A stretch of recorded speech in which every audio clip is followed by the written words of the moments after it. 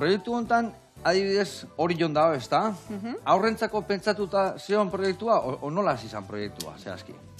Ba, esango deu, ontziola hau zarberritu zuenen, nahi zuela, pixkat, herrian, ontziolan inguruan eta ontzegintzan inguruan memoria hori berreskuratu, ze bazeola jakimina bat hori jontzeon ondare hori berreskuratzeko eta nolabait herriei ezagutzen emateko zer genuen bertan, eta aurretikan jakin izan zuen historikoki hori joan egon diala behatzi ontziola ezberdin, ez gezurra, 12 ontziola ezberdin hori joan, eta hori baian 20. Batzuk agina eta besteko hori. Aginan hori egia da, zeatikan. Betu, ni hoi, Jakoba Errekondoi entzun diot, podcasta daka, ez dakit entzun dagoa zean. Batzutan bai. Bai? Bai. Nola da, zeatikan, argi eta garbi esatu, zeatikan dazka Euskal Herrian olako baserria hundik eta olako erainkuntza galantak eta, esatu, ze uste zuen, baratzan iten genula dirua, edo egurrateatzen basotikan? Ez. Ontziolak ziala, hemengo indarra ematezula, ez da, eta hor land mordo bat sortze zala, eta gero ontziolak eamate zituzten gauzak erregatik eta karrire bai. Eta hor etortze zala, ez da, aberastasuna. Hoi da. 20 ontziola zeuden, 20 ontziola horian. Ai, ama, ona. Bueno, eta ontziola honek zer berezitasun daga? Ba, esan dakoa, guk ezagutzen deula, ez dago beste ontziola ikan aurrei biderauta dauna, aurrekin lan iten dena bertan. Eta, bueno, ba, pixkat, berezitasuna hori izan zen, ez? Proiektu martxan jartzeko garaian, udarak nahizu nolabait herri mailan jakintza udana sustatu, eta aldi beren, ba, itsasondare hori berreskuratu. Eta modu interesgarri bat izan zen proiektu hau, ez? Lehenengo aldiz, aurrak lanian jartzia. Ez izatea, etortzen dira aurrak eta beste hozien museoetan bezala basutatzen dira utxapa bat eta ez, bizik eta martxan jarri. Ematen dieu azalpen oinarrizko batzuk, badaude arotz batzuk adituak dianak behaiekin lanen, eta ez da bakarrikan ematezkileula azalpen historiko batzuk, baizik eta zuzenen behaiek lan inez ikastegu ezer dan artisautza lan potente hau. Ze ona.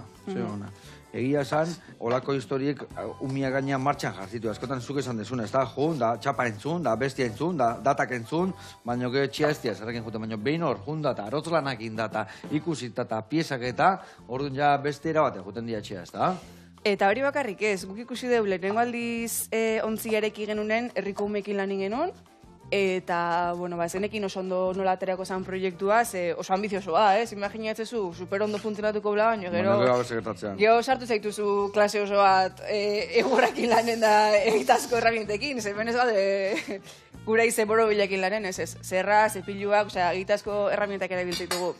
Eta ikusi genuen oso ondo funtzionatu zula, ikusi genuen umek, zekatela, kriston ilusioa laneako, eta kriston, ba hoxe, gogua jarraitzeko eta lanin igiltzeko.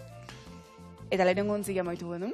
Maituta dago lehenengo ontzia hori. Eta umeak indute ontzi hori? Umeak indute, arotzan laguntzakin, arontzak esan ez, jarri behar da hemen hiltzia, eta hemen jarri behar da onegatik eta onegatik.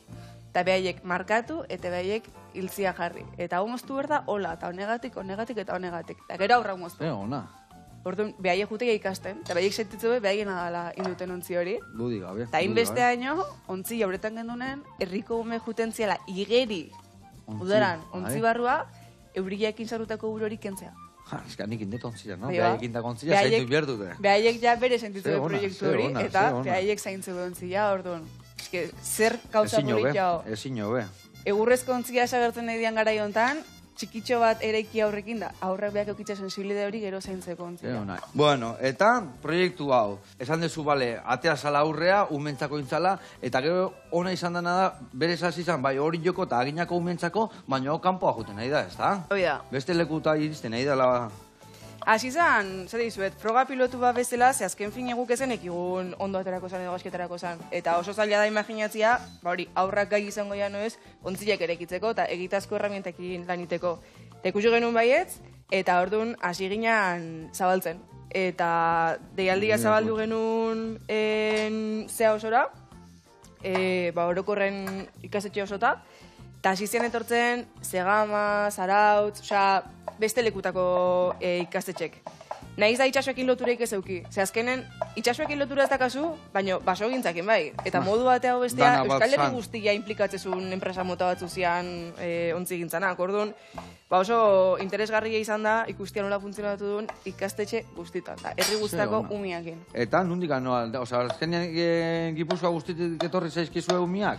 Zenba jende pasada bertatik, zenbat ume? Ba... 3.000 umetik gora pasadia. 3.000, eh? Bai.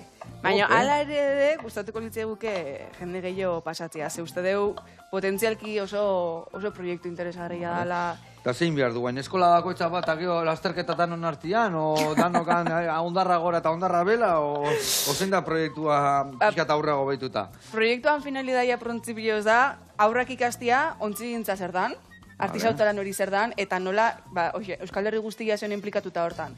Hasi zuaitz hori landatzezun baso gintzatikan, eta Eta balian bila guteko, eta bestian bila, eta hua, eta Hori da, azkenian dana hori lotuta da, da, eta hori gero da. ikatzakin da Hori danakin da. azkenian. Hori da.